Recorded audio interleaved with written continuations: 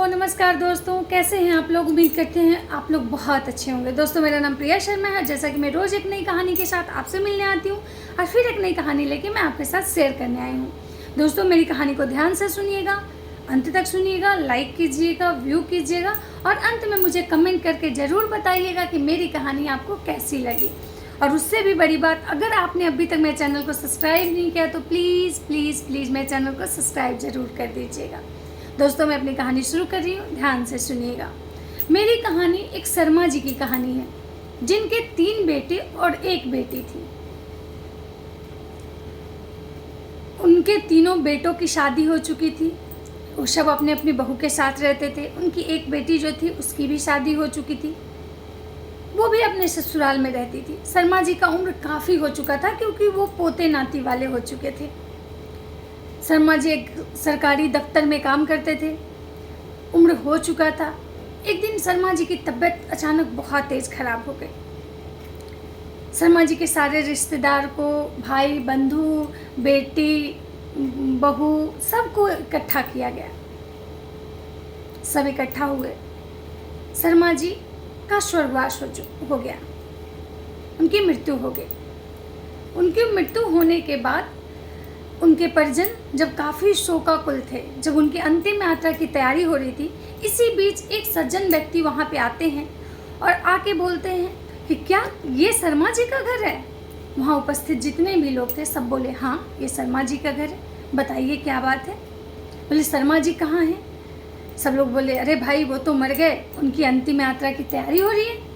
वो आदमी बोला कि अगर ऐसा है तो शर्मा जी की अंतिम यात्रा, उनकी 100 यात्रा तब तक नहीं हो सकती है जब तक शर्मा जी में मुझसे जो पैसे उधार लिए थे वो मुझे वापस मिल जाए। सब ये बात सुन के हैरान हो गए। वो आदमी बोला देखिए शर्मा जी हमसे 25 लाख रुपए लिए थे, उनसे मैं बहुत दिनों से मांग रहा था लेकिन वो दे नहीं रहे थे, रोज़ आजकल कर रहे थे। तो जब तक मुझे ये पैसे नहीं मिल जाते मैं उनका 100 यात्रा नहीं होने दूंगा। ये सुन के सब वहाँ पे जो थे आपस में बात करने लगे। उनके बेटों को बुलाया गया। उनके बेटे बोले अरे हम कैसे देंगे ये पैसे, जब इन पैसों के बारे में मुझे कुछ पता ही नहीं है तो मैं पैसे क्यों दूँ। वो ऐसे बोल के चले गए। फिर शर्मा जी के भाई को बुलाया गया। शर्मा जी के भाई बोले जब उनके बेटे ही देने के लिए तैयार नहीं है तो हम तो भाई हैं, हम कहाँ से देंगे। वो भी चले गए। उनके जितने रिश्तेदार बंधु जो भी थे सब ने अपना अपना पल्ला झाड़ लिया, लेकिन वो इंसान हट्टी की तरह खड़ा रहा कि जब तक मुझे पैसे नहीं मिलेंगे मैं इनके 100 यात्रा नहीं होने दूंगा। ये बात फैलते फैलते अंदर तक गई, जहाँ महिलाएं बैठी हुई थी उनके घर के अंदर। जब ये बात उनकी बेटी को पता चला, वो भागते हुए बाहर की ओर आई, जहाँ पे वो व्यक्ति खड़ा होके अपने पैसे मांग रहा था। वो उनकी बेटी आई, उसको कुछ नहीं समझ में आया।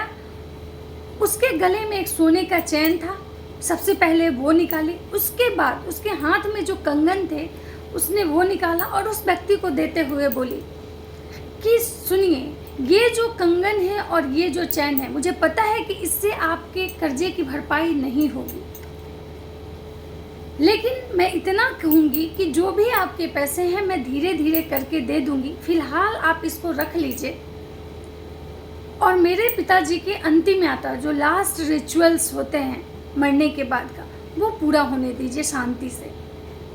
ये सुन के वो आदमी मुस्कुराने लगा। वहाँ खड़े जितने भी लोग थे सब हैरान हो गए और उस इंसान के चेहरा को देखने लगे कि ये आदमी पागल है जो मुस्कुरा रहा है। वो व्यक्ति जो था वो मुस्कुराते हुए बोला कि बेटी मुझे शर्मा जी का सच में उत्तराधिकारी मिल गया। ये सुन के सब वहाँ जो खड़े थे सब स्तब्ध रह गए कि क्या बोल रहा है। वो बोला कि बेटी शर्मा जी मेरे दफ्तर में काम करते थे, हमारे साथ ही वो काम करते थे और उनको हमेशा इस बात का टेंशन रहता था कि आखिर मेरा उत्तराधिकारी कौन होगा। उनके कुछ पैसे जो मेरे पास बचे हुए हैं, मैं उनके मतलब सचमुच का अधिकारी जो है, उनका उत्तराधिकारी, मैं उसको देना चाहता था, इसलिए मुझे ऐसा करना पड़ा।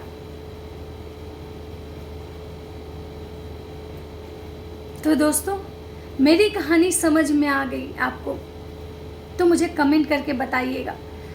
हम हमेशा अपने अधिकार के लिए अपने माता पिता से लड़ते हैं। हमें लगता है कि हमारे माँ बाप ने हमारे लिए ऐसे नहीं किया, वैसे नहीं किया, लेकिन क्या कभी हम ये सोचते हैं कि हमारे माँ बाप का भी मुझ पर कोई अधिकार है?